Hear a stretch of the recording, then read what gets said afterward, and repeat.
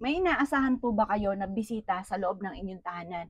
Alam niyo po ba na ang bisita ay maaaring magdulot sa inyo ng kamalasan, lalo na kung ang magiging bisita po ninyo ay batbat ng problema.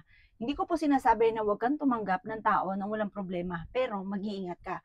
Pero syempre, sasabihin ko rin sa inyo ang solusyon, ang dapat ninyong gawin. Pero hanggat maaari ay huwag, lalo na kung kayo mag-uusap tungkol sa mga problema. Mas mainam, lumabas na lang kayo, sa labas kayo magkita at doon yung pagkakwentuhan ang mga problemang pinagdadaanan dahil maaaring mag-iwan ng kamalasan kung sino man yung tao na inyo pong papapasukin sa loob ng inyo pong bakuran. Maaaring halimbawa, kayo po ay isang masayang pamilya at pagkatapos, yung taong ito ay napakagulo ng pamilya.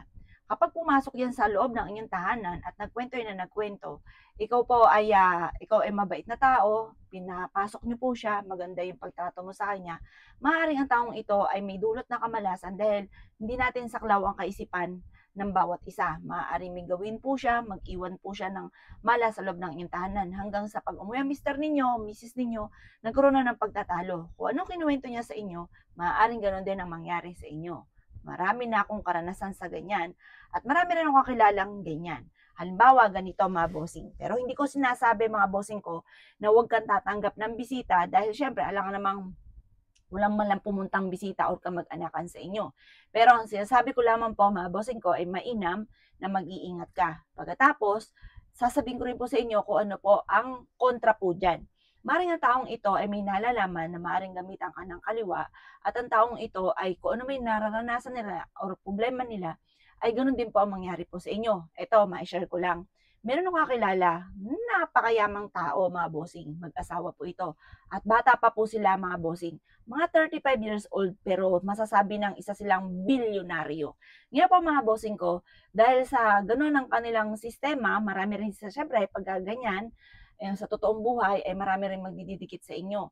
At meron siyang mga old friend, college friend na lagi rin pumupunta sa kanila lalo na kapag may okasyon. Kaso nga lang, mga ito ay panay broken family, panay hindi naswerte sa love life. Ngayon pa mga bossing ko ay may pagsubok na dumating sa napakayamang taong ito. Ang nangyari mga bossing, kung ano yung taong ito, yung mga sinasamahan niya, ay naging ganun din sila. Nagkaroon ng hamunan ng hiwalayan sa mga simpleng pagtatalo na uwi sa hamunan ng hiwalayan. At kung ano ang ginawa ng isa, ay ginawa din ng isa mga bossing. Matindi, hanggang sa talagang ang dami nilang mga pagsubok na pinagdaanan. Kasi mga bossing ko, maaaring itong taong ito, tumatakbo sa inyo, nagkukwento siya ng mga problema pinagdadaanan, tapos maaaring nag-iiwan sila ng kamalasan sa loob ng inyong puntahanan na wala kang pangontra sa malas. At hindi ka rin naniwala. Pero nung nasaksihan ko po ito, talaga ako'y sobrang paniwala. Kasi dati, sobrang yaman nila, walang kahit sino man makapagpayo sa kanila dahil iniisip nila, bago mo ako payuhan, magpayaman ka muna. Ganon ang kanilang katwiran. Hindi sila naniwala sa mga ganyan. Ngayon pa mga bossing, mas mainam kung talagang hindi maiwasan na may pumupunta sa inyo, maglagay ka ng isang mangkuka ng asin, pagkatapos lagyan niyo po ito ng lemon, lagyan mo rin ito ng bawang.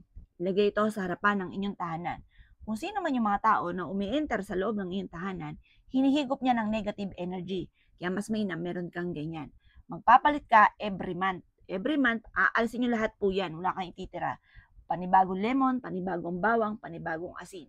Pero hanggat maaari, kung naniniwala ka, huwag kang magpapa-enter sa loob, lalo na sa loob ng bakuran. Tapos magkukwentuhan ng mga kamalasan. Okay sana kung puro masasaya lang. Walang mag-iwan man sila ng masasaya, okay lamang po yun. Pero yung panay kalungkutan, huwag ninyong hahayaan. Huwag kang papapunta sa inyong mga bossing ko, lalo na puro problema ang kanyang idadaing at iiyak pa ng iyak. Asahan niyo po yan. Hindi naman po takbuhan ng inyong puntahanan ng asahan niyo po yan, magiging ganyan ka rin. Mag-iiwan po yan ng kalungkutan, ng problema hanggang kung ano may problema niyan, lubog sa utang, malalahiran ka. Kaya mas mainam, wag po sa loob ng inyong tahanan. Puro kaligayahan lang sa loob ng inyong tahanan. Pagmamahalan sa loob ng inyong tahanan. Kung naniwala ka, kung halimbawa naman gusto yung gumawa ng sinasabi ko sa inyo, isa pa yan sa mga pangotra. Para kung sino man yung pumupunta sa loob ng bahay ninyo, ng bakuran ninyo, ano man po ang mangyari po dyan, mag-iwan man ng mga negatibo, hindi po maiiwan. Hinihigop siya ng, tinuro ko nga po sa inyong lemon, asin, at ganoon din ang bawang.